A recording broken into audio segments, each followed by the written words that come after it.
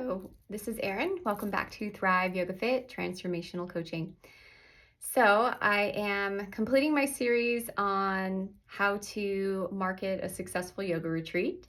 I have done 2 parts to this podcast already. So, if you haven't listened to the other 2 parts, you might want to listen to those 2 before you listen to this one because it'll make more sense.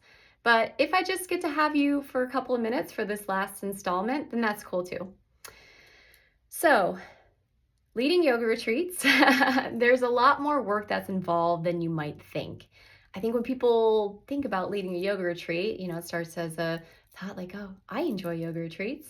I should just lead one. I could get paid and I could take a retreat. No. It is work.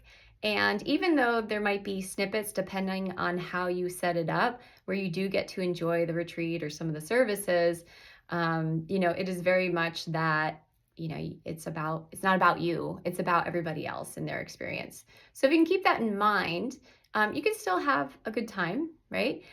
In the last podcast, I discussed some things like making sure that you have deposits, making sure that you have like an early bird special as far as, people putting down money to commit, making sure that you have the terms and conditions clear, making sure that, that you're clear on your vision, and also to make sure that you have help. So for me, it's like I'm kind of a one-woman band. I can do all the things. Just because I can do them doesn't mean that I should. Because if you are the main presenter in your yoga retreat and you're running around doing logistics, that is going to busy up your mind. And probably, at least for me, so I speak from my experience, I'm not going to be able to show up in the way that I want to. And I've made mistakes, right? And then sometimes there's variables that happen, like the person that's supposed to help last minute doesn't have a passport, or something happens in their family. So that stuff does happen too. So it is good to have that skill set just in case, but to allow like time and space for you to be present with your people. And that's kind of like, I'll dovetail into that last statement into this podcast.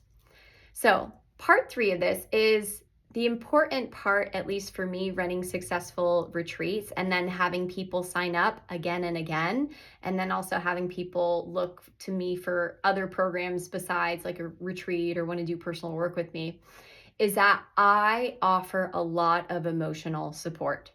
So that being said, I have boundaries, right? So I'm not answering texts at 2:00 in the morning. That's not cool. Don't want to do that. And I would end up resentful and just, it's not a good balance. But that being said, I try to form a bond and a connection with all the people that come on my retreats. Now, I've been on a lot of different kinds of yoga retreats. I usually take like 1 or 2 a year, actually. It is rare for me to find that same level of care and, I guess, connection with the students that I tried to cultivate.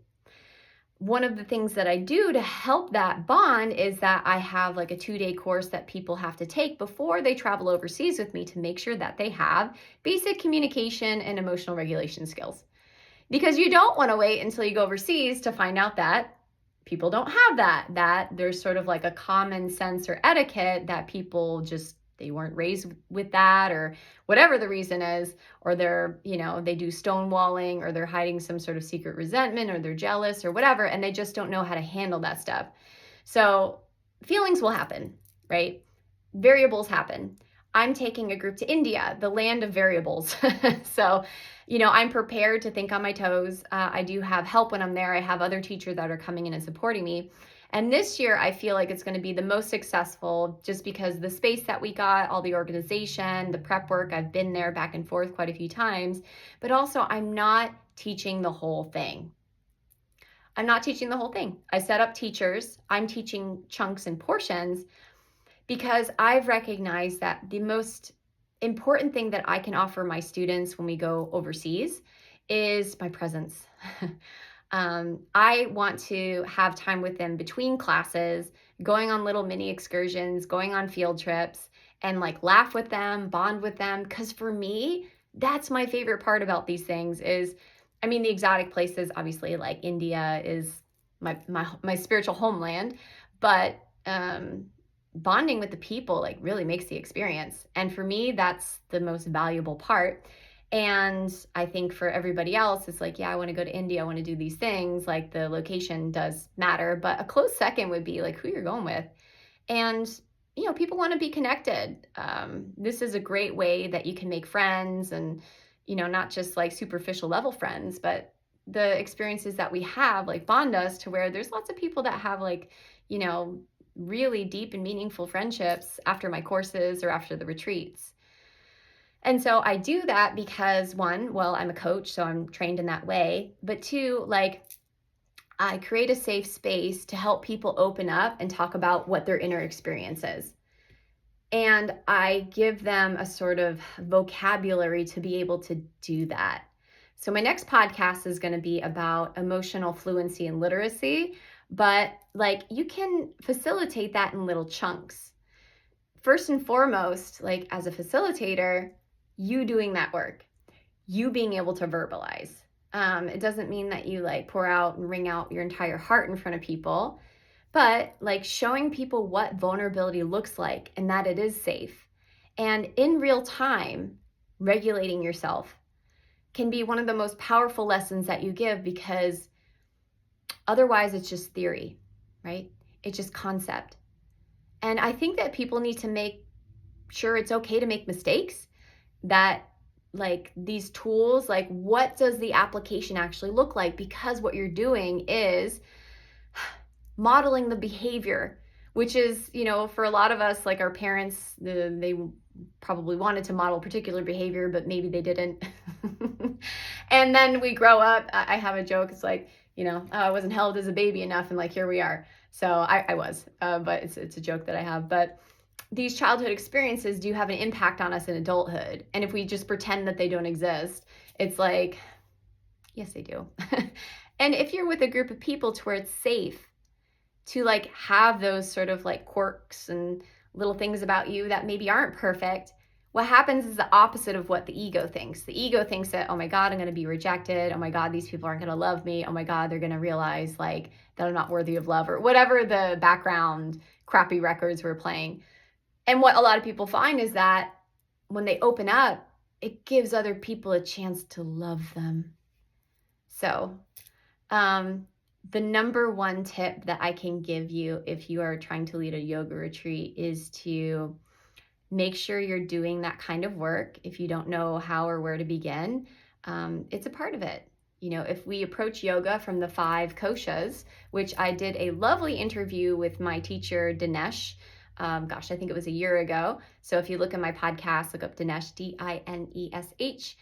He talks about something called the koshas. I've talked about that here on the podcast before. The koshas are the 5 layers of being, subtle anatomy, according to yogic thought.